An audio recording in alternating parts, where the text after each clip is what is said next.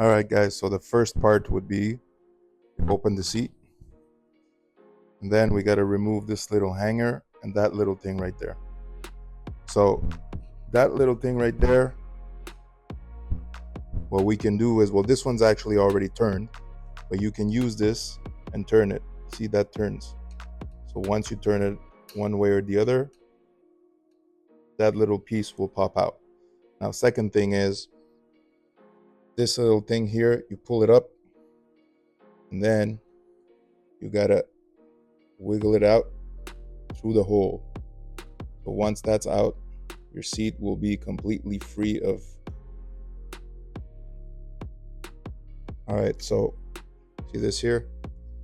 This goes through this right there, comes out. All right, once you have this out, you can just push this little thing out just like that. That will fall off. Make sure you grab it and put it over here, and now your seat will come off by you just sliding it out like this. So that's the first step.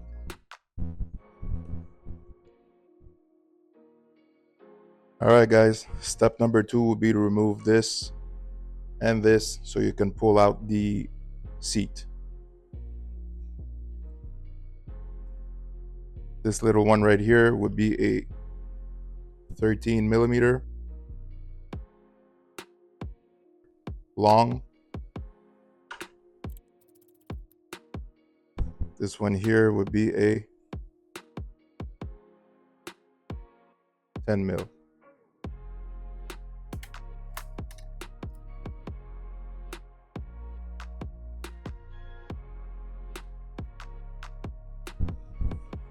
Then you just lift this, and you can wiggle it slowly and pull it out. Watch out for this belt. There you go. So now you have all the components.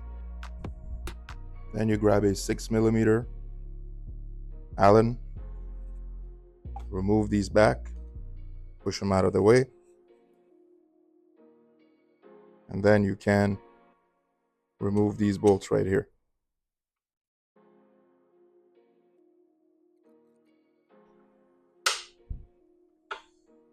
Same 13 mil.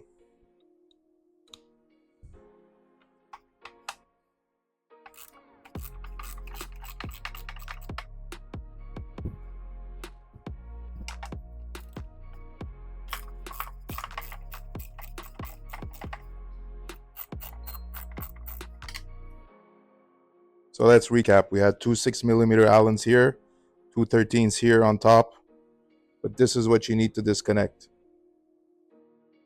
These wires here. So you have black, yellow and red, orange and white, and blue. These are for your brake lights. All right. So now this is disconnected. So once we get this out of the way, so don't forget the plug is this one.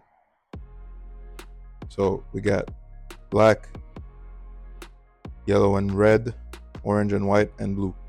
So you just pop it out, disconnect the rear from the front. Don't forget we took off these 4 bolts. And then you just remove this out of the way. All right, next step is we have these bolts that we need to take off, and these bolts we need to take off. And there's 2 other bolts right here. I like to go get them from the back. But you got to remove all 4 bolts to be able to remove this subframe. So it's a 19 millimeter that I use with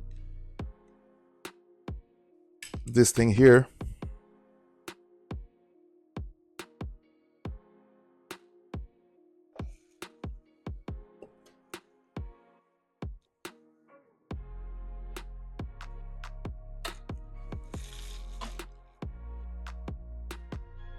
I loosen them.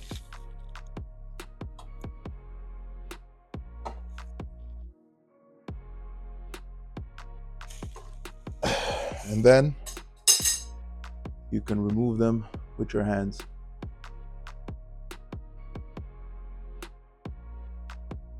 So here's one.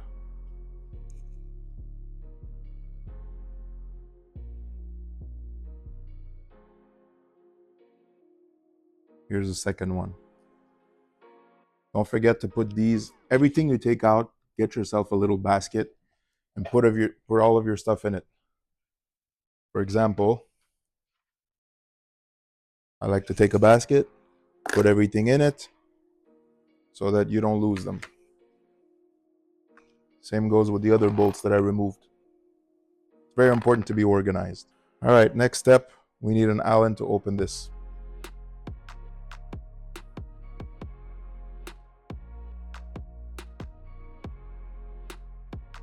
By the way, this is N 3/4.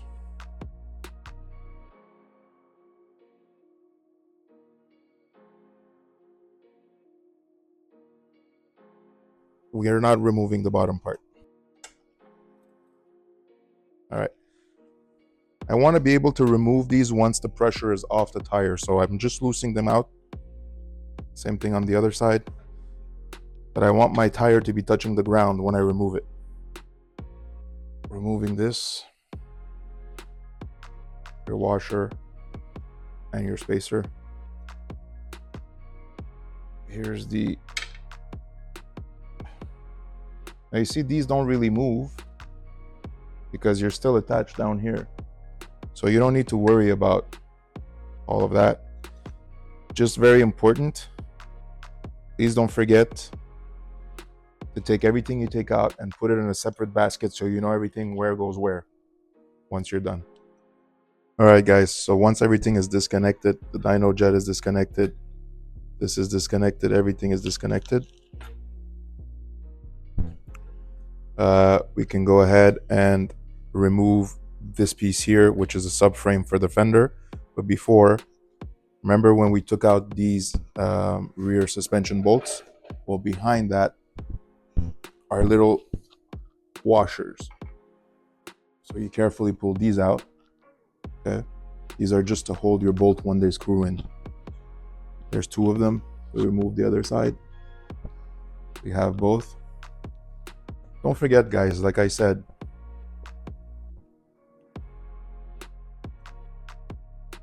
put everything back in a basket where you know everything belongs. That way it's going to be much easier when you reassemble. All right, so technically everything should be able to come off right now. Make sure that there's no wires holding. You could take these and move them out of the way, and you can just pull this back carefully because there's a lot of wires here right now.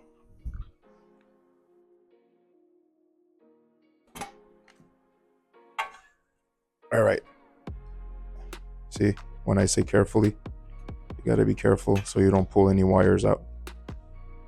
All right, guys, so here's how you remove your subframe.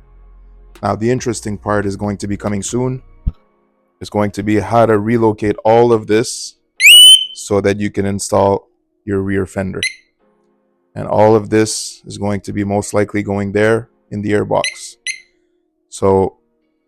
So far, I want you guys to do what I did. This is the first step, removing the rear, making sure that all of your bolts are categorized in a basket so you know everything goes where. Then obviously, give it a good wash here because there's a lot of dirt. There's actually rust here and everything. So I'm gonna have to treat all of this so it doesn't get worse. And then stay tuned for the relocation of this. Now that's where the issue is. All of these videos, nobody shows you exactly what I just showed you, how to remove the rear. They only show you how to remove the rear fender, but they don't show you how to remove the subframe. That's a very important step because we're going to be modifying the subframe. We're going to be modifying the subframe. We're going to be cutting it here, and we're going to be making it tighter to bring this down. So all of these are super important steps that you don't see online how to do. And here at Bat-Bull Customs, we want to show you how to do it properly. So what I'm going to do right now is I'm going to go get my air blower, blow all of this out. There's a lot of dirt down here, and we don't want to work in dirt, especially when we're working with electricity. So I'm going to blow the air, clean it up, treat the rust down here.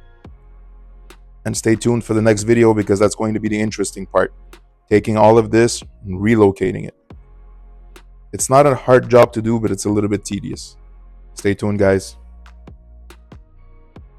All right, guys, just a little update. Now that we had everything cleaned up, everything's been treated against rust because there was a lot of bare metal here from probably from driving and riding, and it's rubbing against each other. So everything is cleaned out. All the dust and mud, dried mud, everything's been cleaned out, anti-rusted. Now the real thing is about to start, is that how do we get all of this to relocate somewhere else so that we could go ahead and install our new fender.